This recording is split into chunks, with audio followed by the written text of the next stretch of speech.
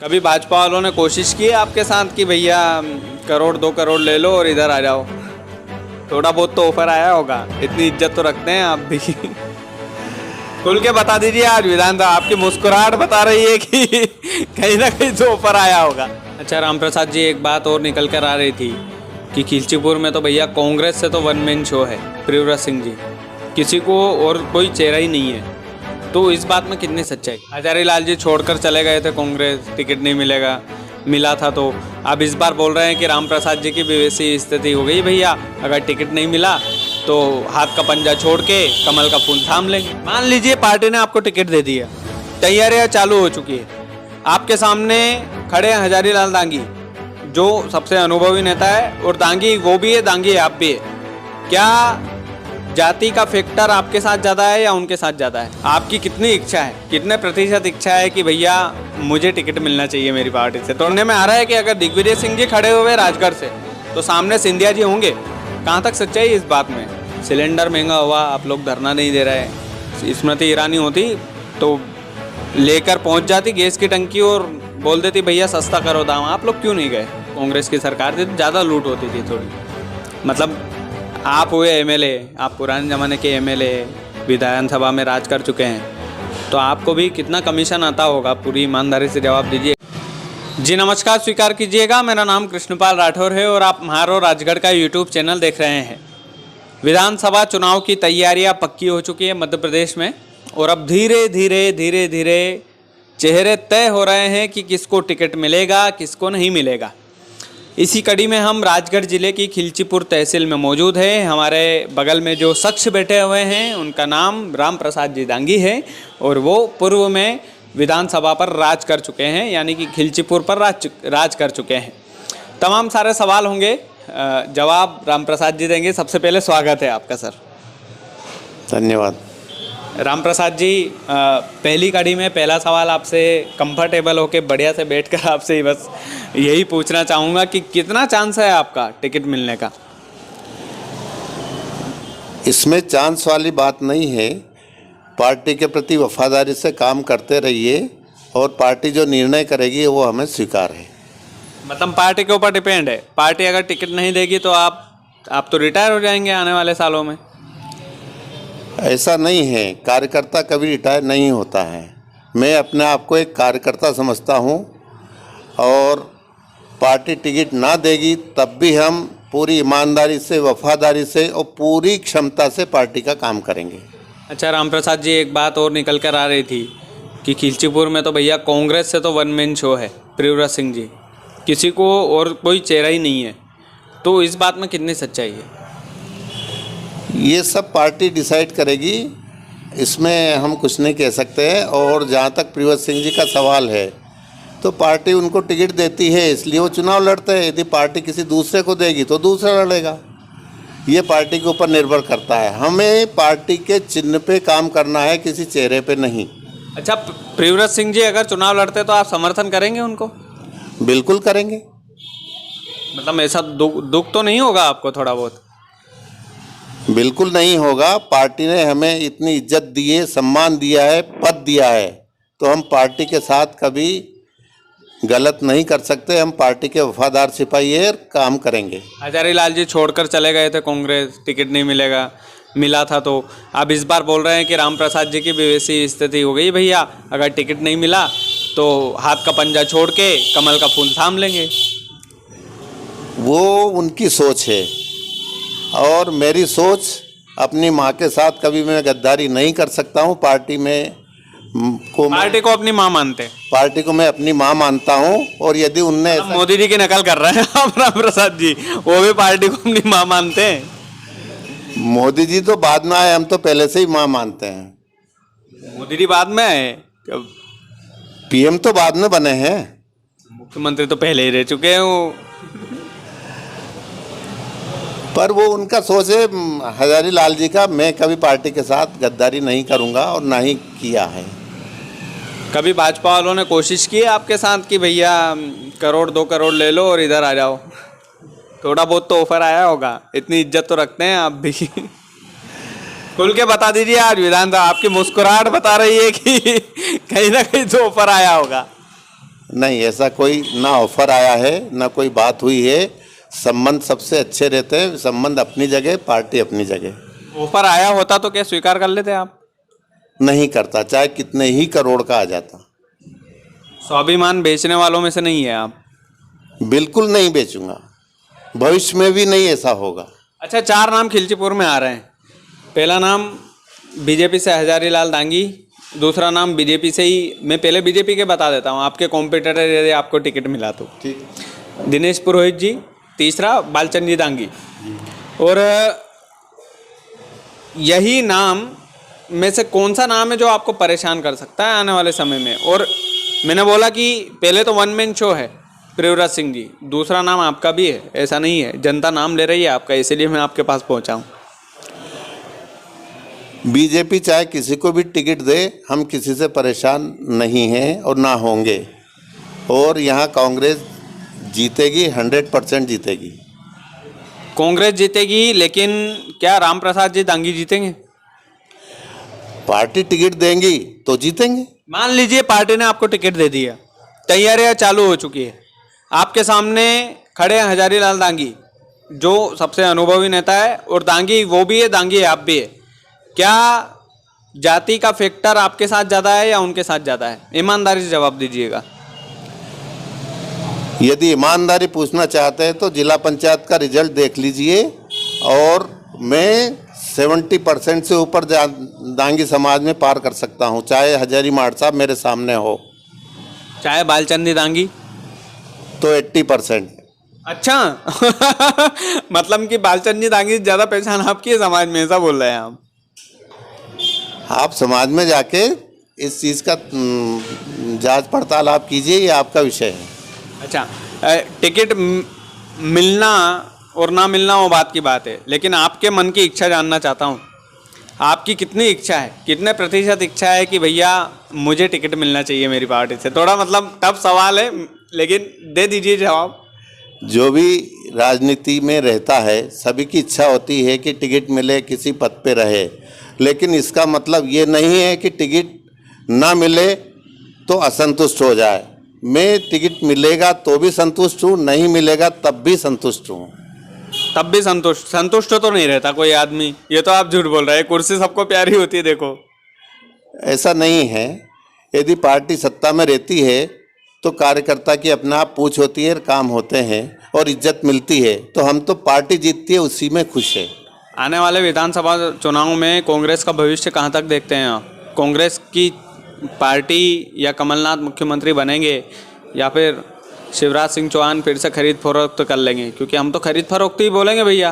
22 विधायक खरीदा गए आपके, सिंधिया जी बिक गए, ऑफर तो आप लोगों के पास भी कहीं आया होगा, लेकिन स्वाभिमानी नेता मानता हूँ मैं आपको कहीं ना कहीं। तो कहाँ तक मानते हैं कि पिछले नेताओं की तरह फिर से बीजेपी खरीद लेगी, या फिर से जो राज्य में है वो यहाँ की सरकार आएगी कांग्रेस की? इस बार पब्लिक मूवमेंट बनेगा और कांग्रेस की सरकार बनेगी, उसके कारण एक बात। दूसरी बात यह है कि पार्टी इस बार सोच समझ के टिकट देगी, किसी बिकाऊ को नहीं देगी, टिकाऊ को टिकट देगी, ये भी तय है। और पार्टी ने पहले धोखा खा लिया है, तो अब ऐसे व्यक्तियों को नहीं देगी, और अब कोई बिकने वाला नहीं है, चाहे वो कुछ भी कोशिश कर लें बीजेपी वाले। मतलब अच्छा, सिंधिया जी आपकी कांग्रेस में थे, आप तो मिले भी होंगे कई बार उनसे, तो कभी लगा था कि ये आदमी बिक जाएगा? मैं पत्रकार हूँ फिर भी बिकाऊ बोलता हूँ उनको, इसलिए बोलता हूँ क्योंकि जब पार्टी को ज़रूरत थी, जब उस व्यक्ति ने साथ नहीं दिया पार्टी का।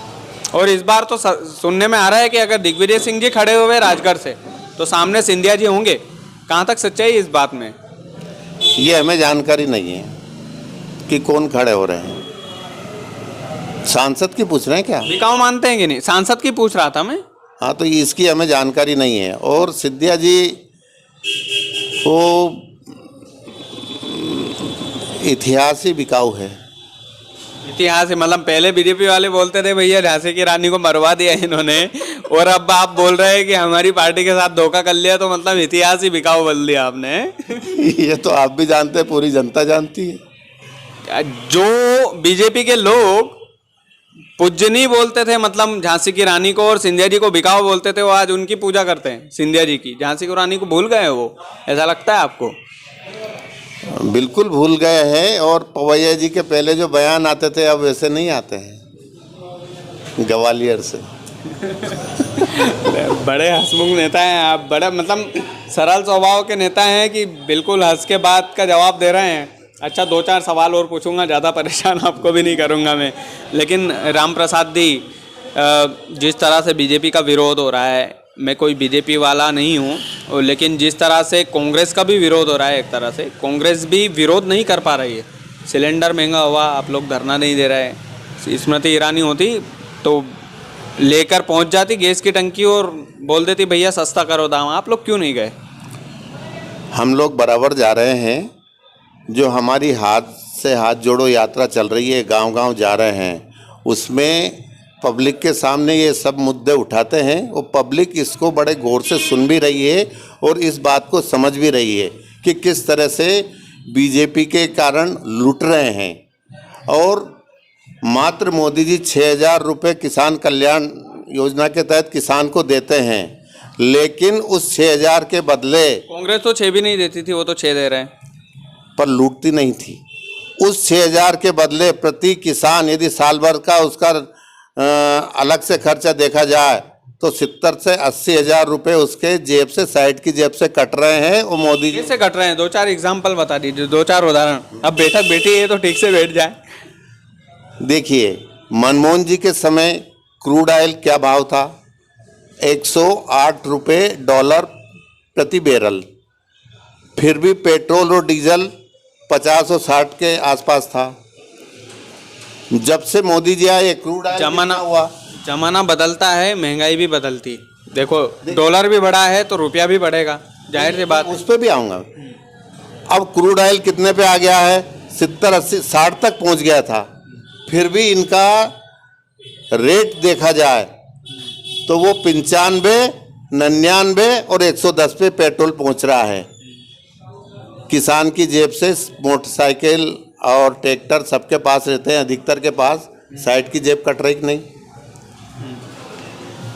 कांग्रेस के समय जो जीएसटी लाए थे वो 9% से ज़्यादा का नहीं था, और आज जीएसटी 28% तक पहुंच रहा है। इवन दैट ट्रैक्टर के पार्ट्स तक पर भी जीएसटी है।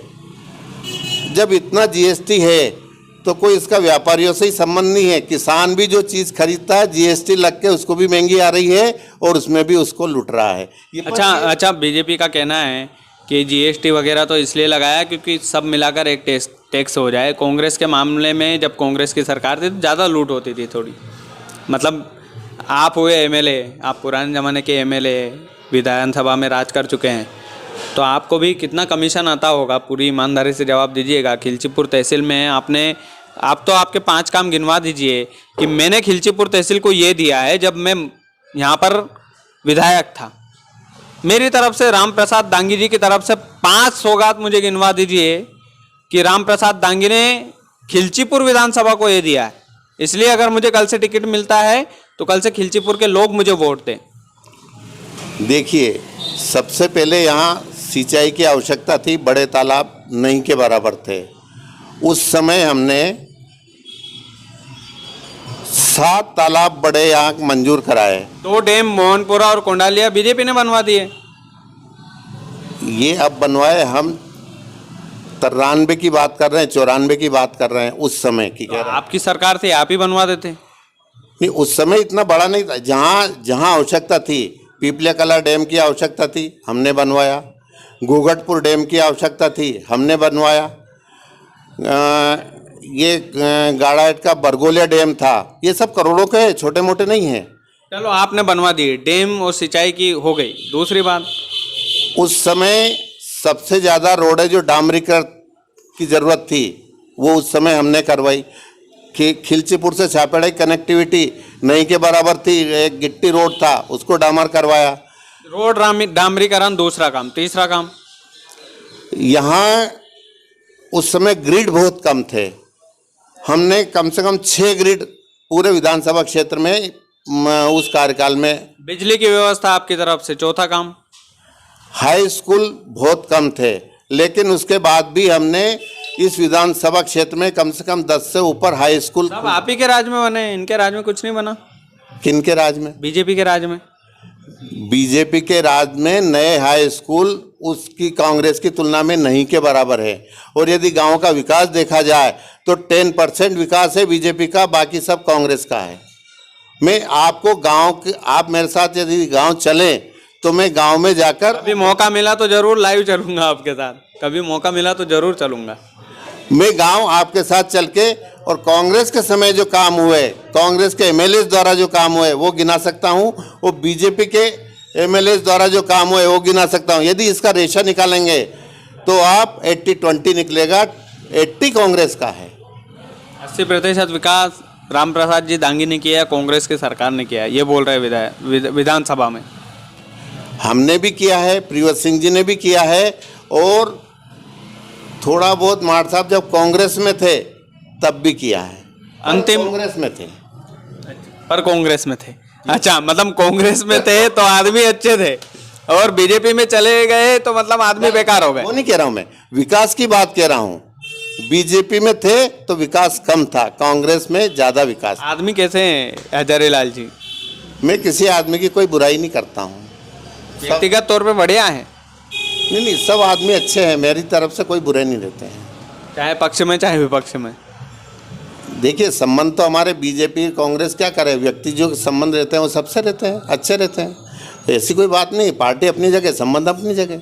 अच्छा, एक लास्ट और आखिरी सवाल ये है, रामप्रसाद जी, खिलचीपुर की जनता बोल रही थी, जब मैं इंटरव्यू लेने आया था तो कई सारे लोगों से, ठेले वाला होता है उससे रुककर पूछ लेता हूँ कि भैया रामप्रसाद जी का इंटरव्यू लेने जा रहे हैं, क्या सवाल पूछना है? तो बोलते हैं कि रामप्रसाद जी ने टिकट के लिए इतना धन जमा करके रखा है, इतना धन जमा करके रखा है कि जितना बोलेंगे कमलनाथ जी उतना सामने लाके ढोल देंगे वो हमारा मालवा में। तो इस बात में कितनी सच्चाई है? नहीं, मैंने कोई धन जमा नहीं कर रखा है। और एक बात और बताऊं, मैं मेरे समय शिक्षाकर्मी की भर्ती हुई थी, गांव-गांव में शिक्षाकर्मी भर्ती हुए थे। उस समय मैंने जीरापुर, खिलचीपुर 2 जगह भी हुई थी। उस समय मैंने सब जगह बात फैलाई थी, किसी ने पैसे दे दिए तो उसका सिलेक्शन नहीं होगा, और फिर सिलेक्शन करा के सब लोगों को बिना पैसे के सिलेक्शन करा के नौकरियां दिलवाई थी। पैसे चलो वो तो पूर्व की बात हो गई, इतना पैसा भी नहीं मिलता था। अभी वर्तमान की बोल रहा हूँ मैं, तो वर्तमान में कितना पैसा इकट्ठा कर रखा है टिकट के लिए? नहीं, कोई पैसा इकट्ठा कर नहीं रखा है, जो आता है वो रहता है, जो हमारे घर से। कांग्रेस पैसे टिकट देती है क्या? बिल्कुल नहीं देती, कांग्रेस में आज तक पैसे से टिकट नहीं दिया, मैंने तो नहीं सुना, और हमें तो कभी ऐसा मौका भी नहीं देखने में आया कि कांग्रेस में पैसे लेके टिकट देते हैं। बिल्कुल गलत बात है। ऐसा एक सुनने में आया कि भैया चाहे भाजपा हो, कांग्रेस हो, आती वाला हो, पैसे हो तो टिकट है, नहीं हो तो कोई नहीं। हमारे जैसे आम आदमी तो लड़ ही नहीं पाते चुनाव, ऐसे क्या वजह है? मतलब उसकी वजह तो, चलिए मैं चुनाव लड़ना चाहता हूँ खिलचीपुर तहसील से, कैसे लड़वाएंगे मुझे? देखिए, मुझे जब टिकट मिला था तब मुझे 1 रुपया भी टिकट के लिए नहीं देना पड़ा, एक बार, ना ही ज़्यादा कहीं के चक्कर लगाने पड़े। पार्टी में आवेदन किया, पार्टी की तरफ से मेरे लिए टिकट आया और मैं चुनाव लड़ा। पुराने ज़माने की बात कह दी, अभी नए ज़माने में तो पैसा बोलता है ना, पार्टी का फंड बोलता है। गलत बात, पार्टी का कोई फंड नहीं है इस तरह का कि चुनाव टिकट के लिए पैसे दिए जाए, अभी भी नहीं है। टिकट के लिए पैसे ही नहीं देते आप लोग? नहीं देते हैं। हमने सुना है जनता बोलती है कि पैसे देना पड़ते। बिल्कुल नहीं देते, ना ही हमारे पार्टी में ऊपर पैसे लेते हैं, ये भी हमें मालूम है, वहाँ भी नहीं लेते, ना ही हम देते हैं। अच्छा, मतलब पार्टी के लिए क्या क्या करना पड़ता होगा टिकट के लिए? मेरी इच्छा है कांग्रेस से चुनाव लड़ने की। कुछ जनता के लिए सवाल तो भैया, अन्यथा मत लेना, कांग्रेस ही बता देते हैं ये लोग। अच्छे से काम करो, जनता के दिलों में जगह बनाओ, जनता के काम करो और टिकट मांगो। जनता के दिल में तो जगह है ही अपनी, तो मैं तो ताल ठोक कर बोलता हूँ, कृष्णपाल राठौर जनता के दिल में जगह तो रखता है रामप्रसाद जी, लेकिन ये है कि कांग्रेस के खिलाफ भी बोलता है, भाजपा के खिलाफ भी बोलता है। मुझे डर लगता है कि किसी दिन टपका ना दे नेता लोग मुझे।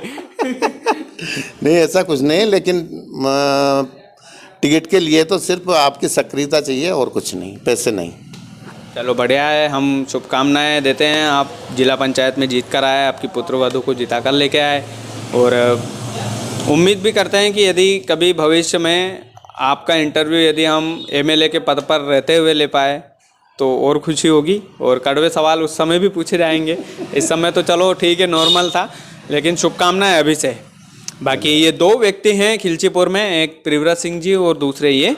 बाकी जो छोटे मोटे नेता हैं उपस्थित रहते हैं। बाकी इनके साथ बात करके अच्छा लगा, इनके अनुभवों से सीखने को मौका मिला। और बाकी खिलचीपुर की जनता तय करे कि इंटरव्यू कैसा रहा। बाकी हमारा बस यही कहना है कि खिलचीपुर की जनता और राजगढ़ की जनता के लिए हम लगातार ग्राउंड लेवल पर, ग्राउंड जीरो से दिखाते रहेंगे कि उनके जनप्रतिनिधि कैसे हैं। लगातार उनसे कड़वे सवाल पूछते रहेंगे। अच्छा, एक आखिरी सवाल कि कोई पैसा वैसा तो नहीं लिया ना इस इंटरव्यू का हमने? नहीं, आप क्यों पैसा लेंगे? आप तो स्वच्छ छवि वाले ईमानदार। बीजेपी वाले आरोप लगा देते हैं सर मुझ पे, कभी कांग्रेस के खिलाफ बोलता हूँ, कांग्रेस वाले बोल देते हैं, इसलिए कंफर्मेशन ले रहा था। नहीं, ऐसा कोई भी नहीं है, पैसा वैसा कुछ भी नहीं है। जो हमारे मन में सवाल थे, जनता के सवाल थे, वो पूछे हमने। बाकी आप लोगों का प्यार हमेशा ऐसे ही बना रहे। चैनल को लगातार आप लोग देख रहे हैं, 1.5 लाख की संख्या होने वाली है हमारी म्हारो राजगढ़ के चैनल की। तो लगातार शेयर करते रहिएगा वीडियो, और चैनल को सब्सक्राइब नहीं किया है तो प्लीज़ कर लीजिएगा।